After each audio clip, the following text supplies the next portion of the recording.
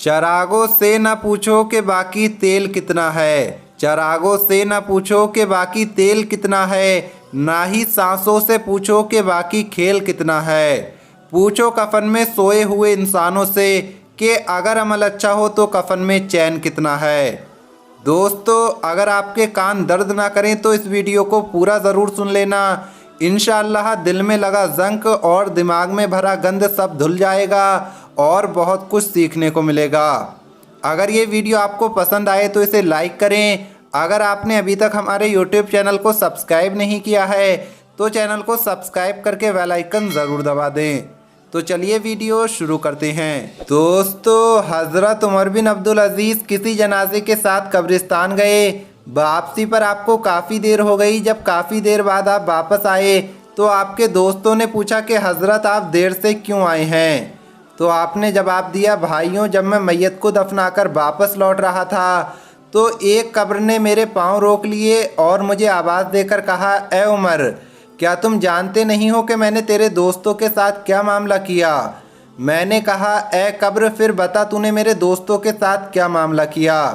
तो कब्र ने ज़बाने हाल से जवाब दिया, ए उमर, मैंने तेरे मरे हुए दोस्तों के कफन फाड़ दिए, उनका गोश्त हड्डियों से अलग कर दिया, उनकी हथेलियों को हाथों से जुदा कर दिया और उनके जिस्म के हर हर हिस्से को अलग अलग करके कीड़े और मकोड़ों की ग़िज़ा बना दिया।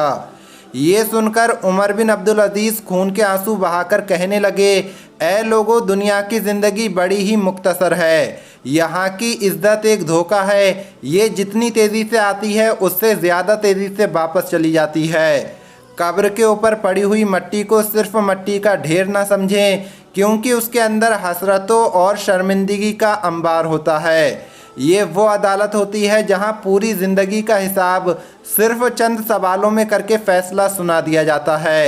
एक बार एक बुज़ुर्ग कब्रिस्तान की तरफ से गुज़र रहे थे तो उन्होंने रुककर फातिहा पढ़ी और फातिहा पढ़ने के बाद उन्होंने बुलंद आवाज़ से कहा, ओ कब्रिस्तान वालों, कितने खुशनसीब हो तुम लोग जो बड़े मज़े की नींद सो रहे हो। तुम लोग तो बहुत चैन की नींद सो रहे हो। तो गैब से आवाज़ आई, अरे बुज़ुर्ग मियाँ, मज़े की नींद हम नहीं सो रहे, मज़े की नींद तो आप सो रहे हैं। हम तो यहाँ सोने की सज़ा भुगत रहे हैं। दोस्तों, एक बार हज़रत अली मदीने के कब्रिस्तान में तशरीफ़ ले गए। हज़रत अली के साथ आपके कुछ चाहने वाले भी मौजूद थे। हज़रत अली ने कब्र वालों को सलाम करके कहा, ए कब्र वालों, तुम अपनी ख़बर बताओगे या हम तुम्हें दुनिया के हालात बता दें। इतने में कब्रिस्तान से आवाज़ आने लगी। हज़रत अली के साथ मौजूद लोगों ने भी ये आवाज़ सुनी। कोई कहने वाला कह रहा था, या अली, आप हमें दुनिया की खबर दे दो कि हमारे बाद दुनिया में क्या हुआ। हज़रत अली ने कहा, सुन लो, तुम्हारी बीवियां जो तुमसे बेवा हो गई थी उन्होंने शादी कर ली। तुम्हारे माल जो तुमने दुनिया में बड़ी मेहनत से जमा किए थे वो माल बढ़ गए। तुम्हारी औलाद जिसको तुमने बड़े प्यार से पाला था वो यतीमों में शामिल हो गई और जिस मकान को तुमने बड़ा अच्छा बनाया था उसमें तुम्हारे दुश्मन आबाद हो गए। ये सुनकर एक मुर्दे ने कब्र के हालात बताते हुए कहा, हमारे कफन पारा पारा हो गए, हमारे बाल झड़कर बिखर गए, हमारी खाल मट्टी से मिल गई, आंखें बाहर निकलकर चेहरे पर आ गईं और नाक से पीप बह रही है। हमने जो कुछ आगे भेजा उसी को पाया और जो पीछे छोड़ा उसमें नुकसान हुआ। अल्लाह अकबर, क्या हाल होता होगा इंसान का कब्र में। हज़रत इब्ने अब्बास फरमाते हैं कि रूह जिस्म से झगड़ा करेगी और कहेगी तूने सब कुछ किया है, तूने गुनाह किए हैं, और जिस्म रूह से कहेगा कि तूने मुझे हुक्म दिया इसलिए मैंने बुराई की, तूने जिस चीज़ को अच्छा बनाकर दिखाया मैंने वही किया। इस लड़ाई के फ़ैसले के लिए अल्लाह पाक एक फ़रिश्ता भेजेगा जो कहेगा कि तुम दोनों की मिसाल ऐसी है कि जैसे एक अपाहिज ने अंधे से कहा, मैंने एक फल देखा है लेकिन वहाँ पहुँच नहीं सकता।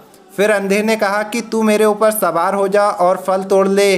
चुनांचे अपाहिज अंधे पर सवार हो गया और उसने फलों को तोड़ लिया। ये मिसाल देकर फरिश्ता रूह और जिस्म से कहेगा, बताओ इन दोनों आदमियों में से कौन सा शख्स हद से ज़्यादा तजावुज़ करने वाला है। रूह और जिस्म कहेंगे दोनों ही बराबर हैं, जिस पर फरिश्ता कहेगा तुम दोनों ने अपनी जानों को हुक्म दिया और जिस्म रूह के लिए सवारी की तरह है और रूह उस पर सवार है। हज़रत अनस बयान करते हैं कि रूह और जिस्म क़यामत के दिन झगड़ा करेंगे। जिस्म कहेगा कि मैं तो खजूर के तने की तरह पड़ा हुआ था, अगर तू ना होती तो ना मेरा हाथ हिलता ना पाँव। तो रूह कहेगी मैं तो एक हवा जैसी थी, अगर जिस्म ना होता तो मैं कुछ करने की ताकत नहीं रखती थी। इसके बाद फरिश्ता अपाहिज और अंधे की मिसाल देकर बयान करेगा और रूह और जिस्म दोनों का शरीके कार कर लिया जाएगा। दोस्तों, ये जो वाक़यात आपके सामने बयान होते हैं, इनको हम अपनी रोज़मर्रा की ज़िंदगी में सुनते हैं। इनका मकसद सिर्फ़ और सिर्फ यही होता है कि लोग अपनी इस्लाह करें। मरने से पहले ये समझ जाएं कि ये दुनिया कुछ भी नहीं है, असल ज़िंदगी तो मरने के बाद शुरू होती है। प्यारे दोस्तों, सोचिए, समझिए और अमल कीजिए। हम उम्मीद करते हैं कि आज की ये वीडियो आपको पसंद आई होगी। अगर ये वीडियो पसंद आई हो तो इसे लाइक करें, ज़्यादा से ज़्यादा शेयर करें। मिलेंगे अगली वीडियो में। अल्लाह हाफिज़।